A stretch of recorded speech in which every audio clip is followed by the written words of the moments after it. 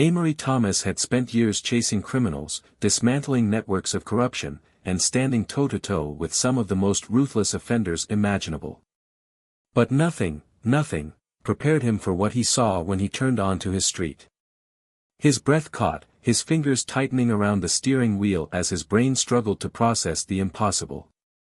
His home was gone. Not damaged. Not vandalized. Completely gone. In its place was a pile of shattered wood, crushed concrete, and the scattered remnants of a life erased. A bulldozer idled nearby, its massive metal frame humming like a beast that had just devoured its prey. The crew stood frozen, their faces pale, their eyes wide with the realization that they had made a fatal mistake. Amory didn't need to ask what had happened, he already knew. His pulse pounded in his ears, his blood turning ice cold. The HOA. They had crossed a line they couldn't come back from. They had demolished the wrong house. And the man they had wronged? A federal agent, a man who spent his career bringing down people who thought they were untouchable. A slow exhale left his lips as he stepped out of the car, every muscle coiled with purpose. Someone was going to pay for this. Amory stood frozen, staring at the wreckage of what had once been his home. His sanctuary, his refuge from the chaos of his job, reduced to nothing but splintered wood and shattered glass. His mind struggled to catch up, to piece together an explanation that made sense. But there was no making sense of it. The house he had poured his blood, sweat, and soul into had been erased from existence as if it had never been there. The scent of fresh dirt and sawdust mixed with the acrid sting of gasoline from the bulldozer, creating a cocktail of devastation that made his stomach churn. Then, a sound. A nervous cough. Amory's gaze snapped toward the construction crew standing near the bulldozer, their boots crunching over the broken remains of his life. They wouldn't meet his eyes. They knew. They knew they had just made the biggest mistake of their lives. One worker, a wiry man with a clipboard, finally found the nerve to step forward. Sir, there must have been some kind of mix-up, he stammered. A mix-up. Amory felt something hot and violent rise in his chest. He forced himself to inhale through his nose, his fists clenching at his sides. He had faced criminals, liars, killers, but nothing in his career had ever ignited the kind of cold, simmering rage that coursed through him now. A mix-up, he repeated, his voice dangerously quiet. You demolished my house. My home. And you're calling it a mix-up? The worker swallowed hard, his Adam's apple bobbing. The HOA gave us the order. Said the property was scheduled for demolition. We're just following instructions. At the mention of the HOA, Amory's vision darkened. Of course. Of course, it was them. Crestwood Estates Homeowners Association. The same power-hungry board that had been harassing him for months, demanding changes to a home that didn't even fall under their jurisdiction. They had ignored his warnings, pushed their boundaries, and now, they had crossed the ultimate line. Amory inhaled deeply, shoving his outrage into something more dangerous. Controlled fury. He reached into his pocket and pulled out his phone. Get your boss on the line. Now. The reckoning had begun. Amory's fingers trembled with barely contained rage as he scrolled through his phone, his breath slow and controlled, a deliberate effort to keep from snapping. The HOA. They had been a thorn in his side for months, nitpicking, issuing bogus violation notices, pushing for absurd changes that had no legal ground. But this? This was beyond bureaucracy. This was personal. He pressed the call button, the phone ringing in his ear like a countdown to an explosion. They had no idea who they had just wronged. Crestwood Homeowners Association, this is Lisa speaking. How can I assist you? Her voice was overly sweet, dripping with the fake politeness of someone who thought she held authority. Amory exhaled slowly through his nose, a predator assessing its prey. You can assist me, he said, his voice cold and controlled, by putting Karen Whitman on the line. Now. A pause. He heard the slight hitch in her breath, the hesitation. Even over the phone, she knew. "I'm sorry, sir, but Mrs. Whitman is in a meeting. If you'd like, I can take a message." Amory cut her off. "No. You'll walk into that meeting, tap her on the shoulder, and tell her she has exactly 5 minutes to clear her schedule. Because if she doesn't, I'll be in that office myself." His voice dropped lower, lethal. "And trust me, Lisa, you don't want me walking into that office." Silence. Then the faint sound of shuffling papers, a chair scraping back. "Oh, one moment, sir," Lisa stammered before the line went quiet. Amory didn't move, standing in the ruins of his home, staring at the wreckage. His heart pounded, but not from grief. From purpose. From cold, unrelenting fury. 30 seconds later, Lisa's voice returned, thinner this time. "Mrs. Whitman will see you now." Amory smiled, a slow, calculated stretch of his lips. There was no joy in it. Only the promise of something inevitable. "Good," he said, slipping his phone into his pocket. He turned toward his car, his shoulders squared. Karen Whitman thought she was untouchable. She was about to find out how wrong she was. The Crestwood HOA office sat at the center of the pristine suburban neighborhood like a fortress, a place where rules were written, punishments handed down, and power hoarded by those who thrived on control. As Amory stepped through the glass doors, every set of eyes in the lobby snapped to him, sensing something was wrong before he even spoke. They could feel it. The quiet storm rolling off of him, the barely contained wrath lurking just beneath his calm exterior. Lisa, the nervous secretary, practically jumped from her chair when she saw him, her hands fumbling with a stack of papers as if she could hide behind them. "Mr. Thomas," she stammered, "Mrs. Whitman is in the conference room." Amory walked past her without acknowledging the excuse, his boots echoing on the marble floors. He didn't need to be announced. Through the frosted glass walls of the meeting room, he could see them, Karen Whitman and her inner circle of HOA enforcers. The ones who sent out fines like they were royalty punishing peasants. They were laughing. Sipping coffee. Completely unaware that the man they had just ruined was standing on the other side of the door, ready to burn their empire to the ground. Amory reached for the handle, pausing just for a second. He wanted to savor this. The moment before the reckoning. Before everything shifted. He took a slow breath, then pushed open the door with a deliberate click. Silence fell like a hammer. Karen, mid-sentence, stopped cold. Her smug expression faltered just slightly, replaced by the tiniest flicker of recognition. Then she recovered, setting down her coffee cup with an air of exaggerated boredom. "Mr. Thomas," she drawled, lacing her fingers together. "To what do we owe the pleasure?" Amory didn't sit. Didn't blink. Didn't waste time on pleasantries. Instead, he pulled out a single folded document, the title deed to his now destroyed home, and placed it on the conference table with a quiet, deliberate thud. His voice, when he spoke, was pure ice. "You demolished the wrong house." And just like that, Karen Whitman's world stopped turning. A thick silence blanketed the conference room, suffocating the smug atmosphere that had filled it just moments before. Karen Whitman, the queen of Crestwood's iron-fisted HOA, sat frozen, her hands resting on the smooth mahogany table as if she could steady herself against the weight of what had just been said.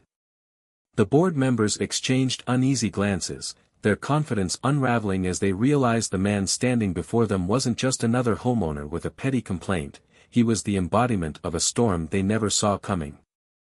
Karen's lips parted, searching for the right words, the right excuse, the right lie to sweep this under the rug like she had done so many times before. "I'm sure there's been some sort of misunderstanding," she said smoothly, though the slight tremor in her voice betrayed her.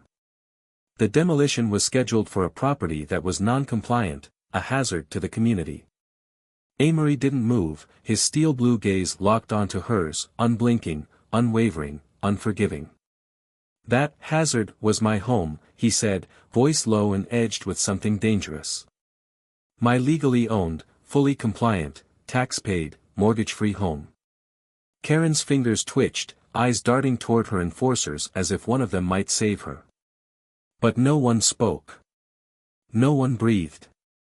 Amory reached into his pocket, pulling out his phone with the same calculated precision he'd used to draw a weapon.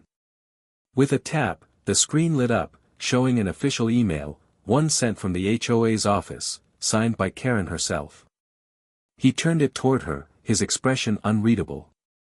This demolition order, he said, voice cold, has my address. My lot number. My name. He leaned in just slightly, letting the weight of his next words settle over them like a guillotine blade. So tell me, Karen.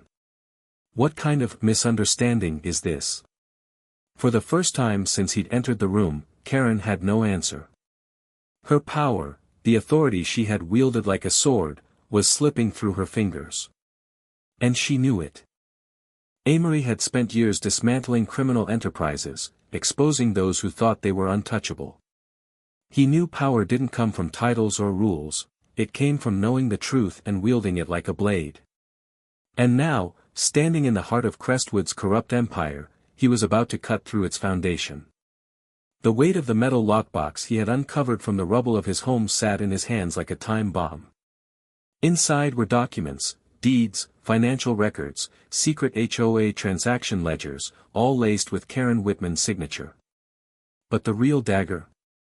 A folder marked confidential filled with homeowners' personal information, notes scribbled in red ink detailing which properties had been targeted for removal. Some houses had check marks.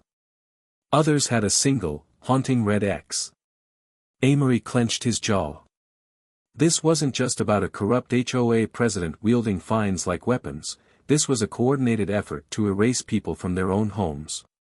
He had seen organized crime operations with less precision. And Karen? She had been the one pulling the strings all along. A slow fire ignited in his chest, not just anger, but purpose. With a deep breath, Amory stepped into the Crestwood Homeowners Association headquarters, a lion walking into a den of jackals.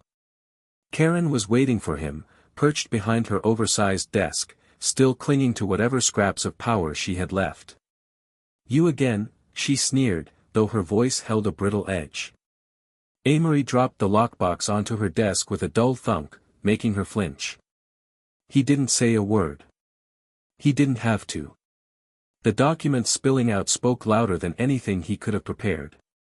Karen's hand twitched toward the papers, her smirk flickering. Where did you get this? I dug it up, Amory said, his voice a quiet storm. The same way I'm going to dig up every single crime you've buried. For the first time, Karen looked afraid. Because this wasn't just a homeowner fighting back. This was a reckoning. And Amory Thomas wasn't stopping until justice was served. Amory had spent years facing criminals who thought they were above the law, men who built empires on lies, manipulation, and the belief that no one would ever come for them. Karen Whitman was no different. She had wrapped herself in a shield of bureaucracy and fear, wielding HOA regulations like weapons and burying her crimes beneath mountains of paperwork. But Amory had something she hadn't counted on, the will to fight, and the proof to destroy her. That afternoon, Amory made his way to City Hall. The air inside was thick with the stale scent of old books and politics. He had called ahead, and as soon as he stepped inside, a sharp-eyed investigator from the County Fraud Division greeted him. Mr. Thomas, the man said, glancing at the box of documents Amory carried. I hear you have something interesting for us. Amory smirked.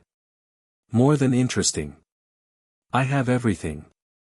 They sat in a private office, the investigator leafing through the evidence, his expression shifting from curiosity to shock to thinly veiled rage. The weight of Karen's corruption sank in like a stone in water. Illegal property seizures. Fraudulent financial reports. Manipulated votes within the HOA to maintain control.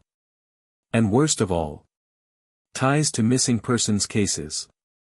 She's been getting away with this for years, the investigator muttered, shaking his head. Amory leaned forward. Not anymore.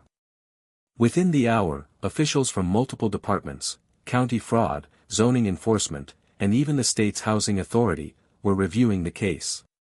Calls were made. Warrants were drafted. The wheels of justice, so often slow and frustrating, suddenly lurched into motion. Amory walked out of that office knowing one thing: Karen Whitman's time was up. As he stepped outside, his phone buzzed. A text from an unknown number: "You shouldn't have done that." Amory stared at the screen for a moment before letting out a low chuckle. He had faced bigger threats than an HOA tyrant. If Karen wanted to fight dirty, she'd soon find out. She was in a war she couldn't win. Karen Whitman had spent years ruling Crestwood Estates with an iron fist, treating the neighborhood as her personal kingdom and its residents as mere pawns. But power built on fear and corruption was fragile, and Amory Thomas had just shattered it. The morning after the city's investigation began, Amory stood on his porch, sipping coffee as he watched the inevitable collapse unfold. The once invincible Karen stormed out of her house, a phone clutched so tightly in her manicured fingers that it looked ready to snap in half. Her face was a perfect blend of fury and panic, her voice shrill as she barked orders into the receiver. She wasn't used to losing, and certainly not like this. But the real show began an hour later. Black SUVs with government plates pulled up in front of the HOA office, flanked by local police and county fraud investigators. By the time Karen arrived, dressed in her usual pristine power suit, sunglasses perched on her nose to hide the bags under her eyes, officials were already inside, seizing files, downloading data, and questioning board members. Some of her loyalists tried to act oblivious, but the rats were already jumping ship. One by one, her inner circle turned on her. Lisa, her timid secretary, handed over falsified financial reports in exchange for leniency.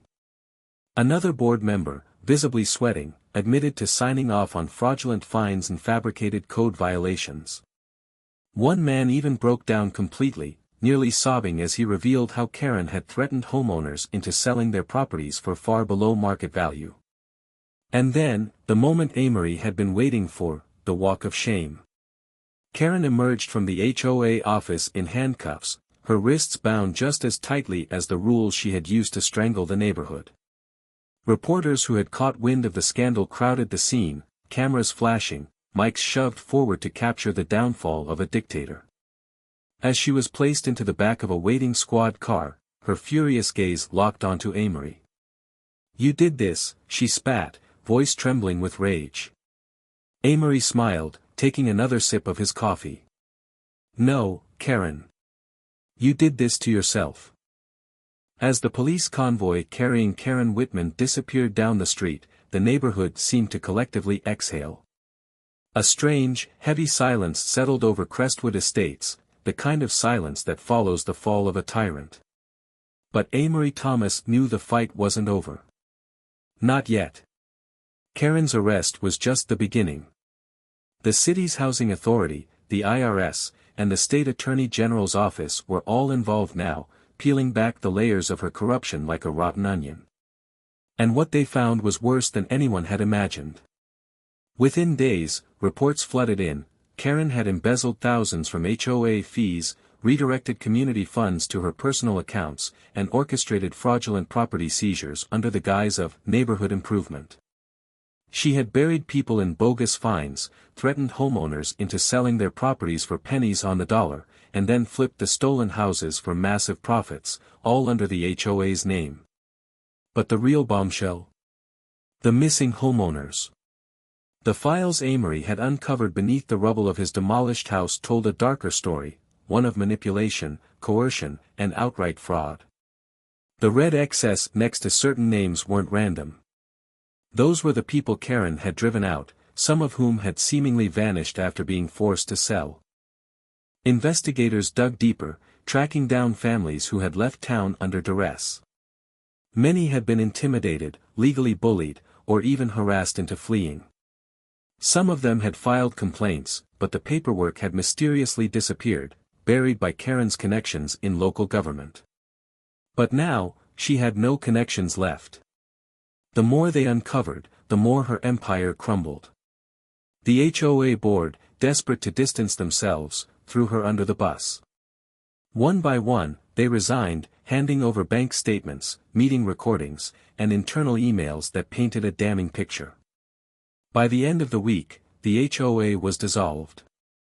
Karen Whitman had spent years terrorizing the community, believing she was untouchable. But in the end, her empire hadn't just fallen, it had been burned to the ground, with nothing left but the ashes of her own arrogance. The courtroom was packed. The air was thick with anticipation, a simmering energy that felt like the final moments before a storm hit. Every seat was filled, neighbors, former HOA members, reporters, even some of the very people Karen had driven from their homes. They had all come for one thing, justice. Amory Thomas sat near the front, his jaw set, his hands clasped together as he listened to the prosecution dismantle Karen Whitman's life. Count after count of fraud, embezzlement, coercion, and illegal property seizures were read aloud, each one a nail in the coffin of her once unshakable power. The evidence was overwhelming: bank records, falsified complaints, hidden slush funds, testimonies from terrified homeowners. Karen sat at the defense table, her signature arrogance gone, replaced by a hollow, stunned expression. She had spent years wielding the HOA like a weapon, believing herself untouchable. But now, she was just another criminal facing judgment. Then came the moment they had all been waiting for. The jury filed in, their expressions unreadable as they took their seats. The judge turned to the foreman. "Has the jury reached a verdict?" A pause. A breath. "We have, Your Honor." The courtroom held its breath as the verdict was read. Guilty. On every single charge. A stunned silence lingered for just a second, then a wave of murmurs, gasps, and victorious smiles spread through the room. It was over. Amory leaned back, exhaling a breath he hadn't realized he was holding. Justice had finally caught up with Karen Whitman. The judge wasted no time. A life sentence. No parole. No loopholes. No way out. As Karen was led away, her eyes darted around the room, desperate, searching for sympathy, but she found none. No one mourned the downfall of a dictator. Outside the courthouse, the neighborhood erupted into cheers. People hugged. Some wiped away tears. For the first time in years, Crestwood Estates belonged to the people again. And Amory? He just stood there, watching the sunrise over his town, feeling something he hadn't in a long time. Vindication. Karen Whitman had always believed she was invincible. For years, she ruled Crestwood Estates like a queen, wielding her power over homeowners as if they were mere subjects beneath her reign. Fines, threats, fabricated violations, she had built her kingdom on fear and control. But like all rulers drunk on power, she had underestimated one thing: the people. And now, standing in her prison-issued jumpsuit, her wrists shackled, Karen was no longer the HOA dictator. She was just another inmate. The trial had been the final nail in the coffin, but the consequences rippled far beyond the courtroom. The news spread like wildfire, the once mighty HOA president brought down by her own greed. Reporters covered the case in every major outlet, dubbing it the HOA tyrant's downfall. Former HOA board members scrambled to distance themselves from her, offering weak excuses and desperate pleas that they were just following orders. But the truth was out: Karen had orchestrated it all. Meanwhile, Amory Thomas stood at the heart of a community in the midst of rebuilding. Neighbors who had once been too scared to speak out now shared stories of the extortion, harassment, and manipulation Karen had used to maintain control. They weren't just angry, they were empowered. With Karen gone, the HOA board collapsed under the weight of its corruption. Residents rallied together, pushing for a complete overhaul of the system. No more arbitrary fines. No more power-hungry enforcers. The homeowners took their neighborhood back. They voted to dissolve the HOA entirely, freeing Crestwood Estates from Karen's ghost. And Karen? She sat in a cold, gray prison cell, stripped of every ounce of power she had once held. She watched news reports of Crestwood Estates moving on without her, saw the smiling faces of the neighbors she had once terrorized. No one missed her. No one spoke her name with anything but contempt. She had built an empire on fear, and now she had nothing. As Amory stood on his rebuilt porch, looking over the neighborhood, he felt something deeper than relief. Justice had been served. And this time, it was permanent. With Karen Whitman gone and the corrupt HOA dismantled, Crestwood Estates transformed from a community ruled by fear into one bound by unity. What was once a place of whispered complaints and fearful compliance became a neighborhood full of laughter, resilience, and newfound freedom. The first order of business? Celebration. On a crisp Saturday morning, families gathered at the community park for a "Freedom from Karen" block party. Tables overflowed with homemade dishes, kids rode their bikes freely without fear of citations, and neighbors who had once been strangers shared stories of their shared struggle and ultimate victory. Banners waved proudly, "Crestwood strong, no more HOA tyranny," and even a cheeky "Karen HOA." Amory stood at the center of it all, no longer the lone warrior but part of something bigger. The people had reclaimed their homes, their streets, their peace. No more unjust fines, no more threats, no more looking over their shoulders. Instead, they had built something stronger, a true community, where neighbors looked out for one another instead of living in fear of an overzealous ruler. As fireworks lit up the sky that evening, one thing was clear: Crestwood Estates had won. And this victory? It was theirs to keep.